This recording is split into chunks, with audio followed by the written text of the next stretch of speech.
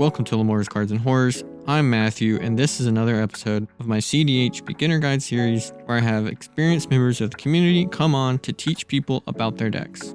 If you enjoy this video, consider liking, commenting, subscribing, or supporting me on Patreon so I can make more of these. And with that, I'll pass it over to this week's guest. Hello everyone, this is Zrob, also known as Zane. I'm one of the primer authors for Temur Pirates, also known as Tropical Malcolm. I'm an administrator for Eminence Gaming. Check out our tournaments. Follow us on Twitter, Eminence MTG. And you can find me as well at twitter.com/Zrob0.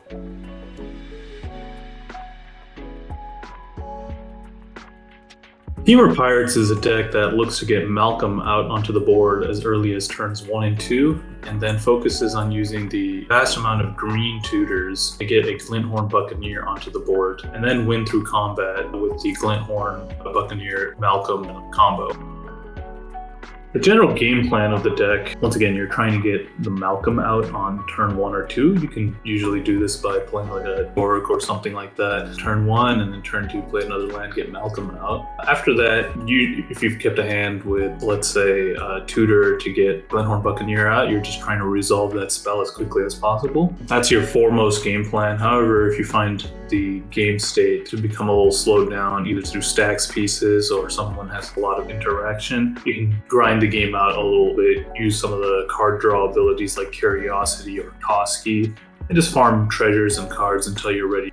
The backup win cons in case Glinthorn Buccaneer doesn't work for whatever reason is you can get out a native Mizzet Curiosity combo either with card Curiosity or Tandem Lookout, which is a little easier to get out due to our creature tutors, and win through infinite pings like that as well. We also run Dualcaster Mage Twin Flame as a 2-card 5-mana combo in case you need it. Generally, these 3 win cons are enough to get you there.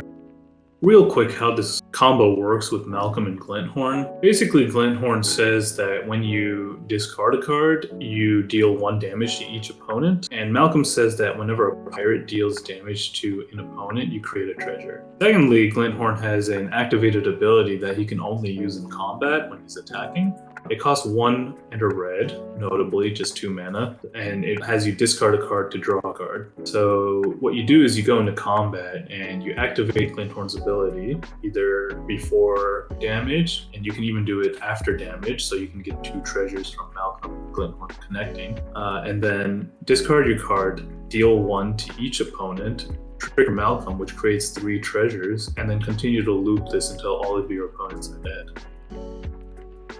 This deck can consistently present a win by turn 3. Generally, it's considered a turn 2 to 4 deck in terms of when it wins. However, you don't want to get pigeonholed into a win on those turns because the deck does have grindier pieces like Toski, Niv Mizzet, Tandem Lookout, and such, so that if the game goes past turn 4, you can get card advantage over your opponents and eventually overwhelm them and put your win on the stack. General turn sequencing for turns 1 through 4 goes something like this. Kept a hand of 7 or 6, let's say. Turn 1, you can power out a Malcolm if you feel that's safe, or you can develop with like a mana dork or something like that, or some rocks. The second turn is usually when you're looking to get your Malcolm out. You can use your dork and the 2 lands to get the Malcolm out, if you play a value piece or not, if you have the extra mana. And by turn 3, you can usually do a unprotected win, occasionally a protected win, using cards like Eldritch Evolution, Finale of Devastation, or such to get the Glinthorn Buccaneer out. If you feel that it's not safe, by turn 4, you can hold up a little extra mana and try to present the win there and protect it a little better. Generally, by turns 3 or 4 is when you have the win in hand, so that is when you're usually going for it, unless you feel like it's not safe. Some potential pitfalls you can run into when playing this deck. Usually I see players playing Malcolm too early with no other backup plan, and then their Malcolm gets killed, or they just didn't account for Malcolm getting killed early and then they don't do anything the whole game. Knowing when to play Malcolm is important. If you feel like people are on to you, maybe you want to delay playing the Malcolm by a turn or 2 just to get the pressure off of you, because once Malcolm's out, putting the Glinthorn into play is very easy and simple win. Speaking of Glinthorn, another problem I see is players play cards out from their hand without thinking about how many cards are left in their hand. Think about the piece of interaction you might have to use to protect getting the Glinthorn on the board or protecting the Glinthorn itself, because you do need to discard one card to start the combo. If you don't have cards in hand, then you can't win, even if you have the Malcolm and the Glinthorn on board. Keeping a proactive hand is also very important. A lot of the time, I've seen newer players just keep a hand that gets a Malcolm out and then maybe has a counter spell or two, but no way to either get more cards into hand or no way to get the Glinthorn out. Playing the Malcolm by itself and just attacking to get treasures is not a good enough plan. So you want to have something in your opener that will either facilitate getting cards into your hand so you can find the tutors, or just have the tutor in the hand so you can go for the win. Lastly, I see some players not going for the Glinthorn combo first and foremost. I think that the Niv Mizzet line is just okay. It's an okay backup to pivot to. Same with the Dualcaster Mage and Twin Flame, but the Glinthorn plan is what you should be mostly going for all the time. You need to consider how you might want to protect it in certain odd formations, whether it be slowing down your game plan and not going for it on turn 3, or trying to get an even faster hand, trying to go win on turn 2. That's something that'll come with experience, but just know that just because this is a turn 3 deck doesn't mean you have to win on turn 3. I like to tell players that speed affords you options. It does not force you to only win on turn 3. Because you're fast, other decks are not able to always win on turn 3 or turn 4 or whatever. You can win on turn 2, 3, 4, 5, 6, 7, 8. So don't force yourself, go for it on turn 3 if you feel like you're going to get stopped. It's just something to consider. Opening up your timing windows is very important, and it's something that as you play the deck, you'll understand more and more. The Mulligan strategy in this deck is actually very important. You want to not be hesitant to mulligan if your hand is not doing your game plan. We don't have card advantage in the command zone. We just generate mana, so getting the initial cards needed to get started in the game is pretty important to look for. You don't want to just put out a Malcolm and do nothing. Generally what I'm looking for in a first or second 7 is a turn 1 or 2 Malcolm, a path to Glinthorn, or a value piece, and then 1 or 2 pieces of interaction.